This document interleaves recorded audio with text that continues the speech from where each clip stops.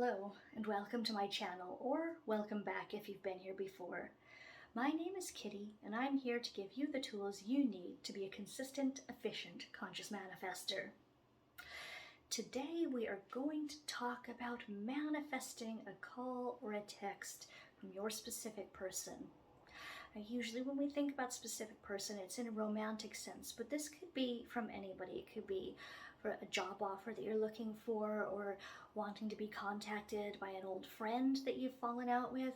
It can be absolutely anybody, but I will probably be talking in terms of the romantic sense of specific person during this video.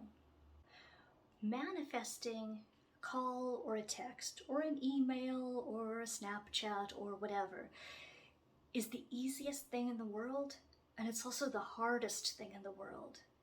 The actual method of doing it and how to do it is really super easy, but it's the emotional significance that we attach to the event that actually stands in our way. So what I'm going to do is I'm going to very briefly run through the easy part, the steps that you have to take in order to manifest it. And I'm going to go through the ways that you stand in your way and the things that you need to be aware of. The easy part. Step 1, think of the exact text that you would like to receive. Make it something short and sweet. This is not the time to be visualizing them sending you paragraphs of texts declaring everything that they adore about you. Something very easy that you could go over and over and over again in your mind. It could be, I'm sorry. It could be, I'm thinking of you. It could be, I need you right now. Or even just something as simple as, hey. Just think of the text and have it be something that you can imagine, or you can visualize arriving on your phone. Step 2, once you've thought of the text that you want to receive, attach an emotion to it. In the example of, I'm sorry, you might feel relief that they're finally coming to their senses and apologizing to you. Or you might feel relief that they have seen the pain that they've inflicted on you and they're going to take responsibility for it. In the case of just receiving a simple hey, you might feel amused. And so that is so typical them, isn't it? Just, hey, what am I supposed to do with that? I need you right now might evoke a steamier sort of feeling. Or maybe you might feel elated, you might feel joyful that they've contacted you. Whatever feeling that you attach to receiving this text, start evoking that feeling within yourself right now. So you imagine receiving the text and you look at your phone and you see, I'm sorry, and you feel relief because they finally acknowledged their part in what's happened and they're reaching out, making the first move. Or you look at your phone, you get your text, it says, I need you right now, and you're just kind of like, okay, wow. Anything that evokes an emotional response for you. That leads me into step 3, embody that feeling. Fill yourself up with it. Replay this manifestation over and over and over again. Replay hearing your phone buzz or hearing the notification sound going off, picking up your phone, seeing what's from, reading it. Oh wow. Wow, that's really lovely. And put your phone back down. And then imagine it again. You hear the sound, you hear the buzz or the notification sound, pick up your phone. Oh, who could that be? Oh wow. Over and over and over again. That's why you want it to be a very quick and simple scene that you can just replay and replay and replay.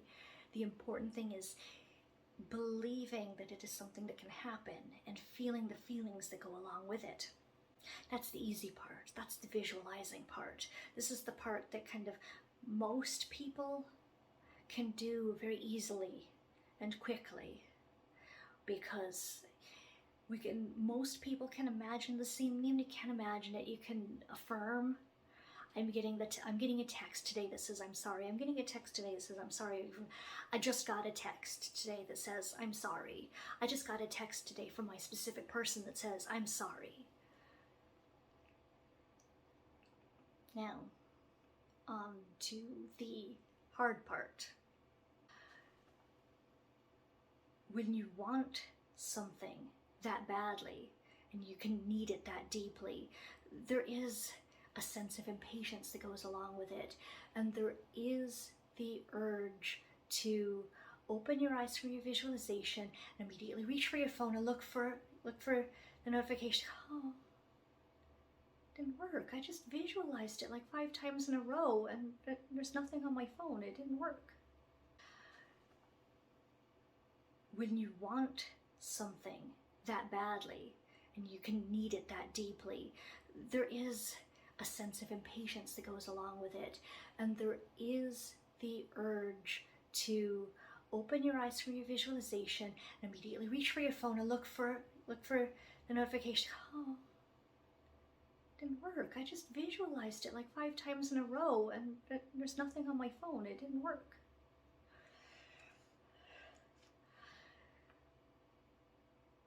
And even if you don't reach for your phone immediately, you're going about the rest of your day and you're thinking about it.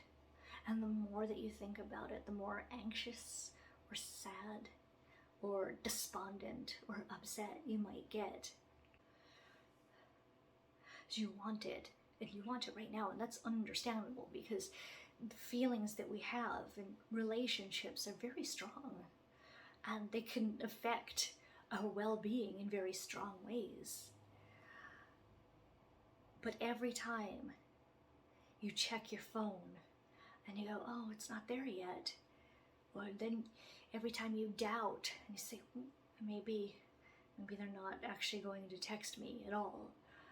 Every time you do that, you yank yourself out of the reality that you were creating with your visualization and right back into the one that you don't want to be in. It is really hard to not do this.